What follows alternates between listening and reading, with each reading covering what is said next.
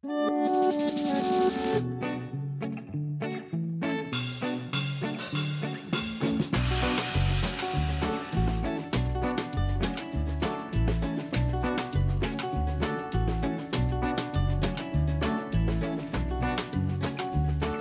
moi je suis Benjamin, maraîcher ici aux Arbolettes depuis 2017, 37 ans bientôt, donc ça fait reconversion à 30 ans et 7 ans d'activité.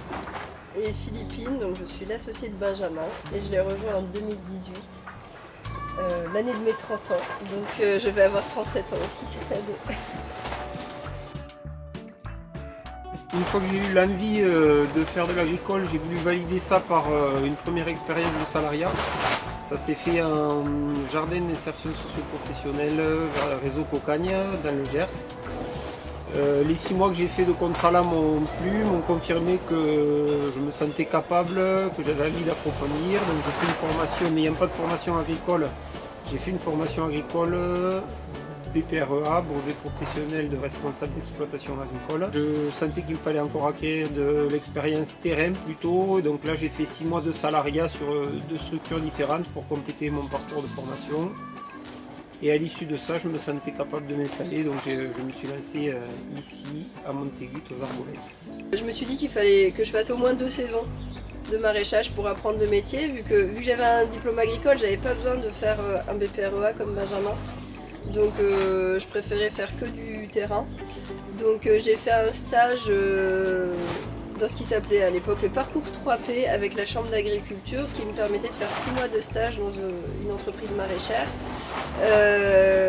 Et à la suite de ça, j'ai été embauchée un mois de plus par la personne chez qui j'avais fait mon stage.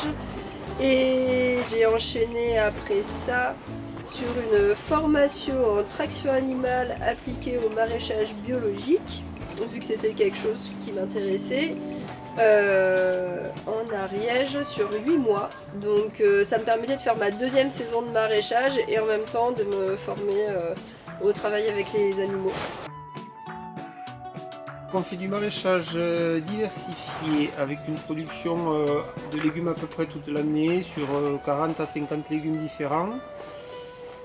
On produit sur 1,5 hectare de surface, dont 2500 m² sous serre. La commercialisation elle se fait principalement en vente directe en marché et avec un peu de circuit court, avec un intermédiaire, épicerie bio principalement, magasin de producteurs et un petit peu restauration collective sur roche. Et sur l'hectare et demi qu'on cultive, on emploie une personne sur 6 mois de l'année, presque à temps plein. Et après on a des pratiques, on est labellisé bio et on a des pratiques agroécologiques, donc utilisation massive de couverts végétaux. Quand on nous a présenté un petit peu le projet, ça nous a plu par la durée de l'expérience, par le modèle qui est un peu un exemple sur le compagnonnage artisanat. Le fait qu'il y ait un temps dédié à la formation théorique du stagiaire, ça c'est quelque chose qui nous a plu. C'est des choses qu'on fait en continu pendant la journée, mais où on n'est pas posé, il n'y a pas le temps d'écrire, il n'y a peut-être pas toutes les questions qui viennent. Donc ça c'était intéressant. Ensuite les différents entretiens qu'il y a, l'entretien initial, mi-parcours et fin de stage, ça permet d'avoir une trame aussi sur la formation du stagiaire et de balayer tous les sujets qui lui semblent importants. Donc ça c'est voilà, les choses qui nous ont motivés dans ce dispositif. Et ça fait 2 ans qu'on fait ça et du coup on a accueilli 2 stagiaires en période hivernale principalement. Et à chaque fois ça s'est très bien passé, c'était des super rencontres. Et vraiment, ouais, c'est vrai que par rapport à d'autres stagiaires qu'on peut avoir par ailleurs de BPREA, où en fait on n'a pas de lien avec l'équipe encadrante, c'est vrai que d'avoir cette espèce d'écosystème là entre l'ADR, Sol et notre entreprise, là vraiment on entoure bien les stagiaires et ça fait plaisir en fait que ça soit pris au sérieux, la formation du stagiaire. Moi ça m'interroge sur la façon dont on transmet et voilà, dans le discours, dans la manière de faire, de discuter. ça nous fait nous reposer aussi les questions qu'on s'est posées nous à l'installation ou avant l'installation dans le projet. Donc c'est intéressant. Puis voilà, on ne fonctionne pas tous de la même manière. On va aborder les choses différemment dans notre projet d'installation. Donc c'est intéressant de voir selon le profil de la personne, qu'est-ce qu'on peut essayer de lui apporter qui l'aidera. Et bon, ce qu'évoquait Philippine tout à l'heure là-bas, c'est que il y a cette période de 2 mois où on est au quotidien avec la personne, mais en fait nous on reste disponible pour elle après parce que c'est des gens qui sont intéressés et c'est facile pour nous de vouloir leur rendre service ensuite, quoi.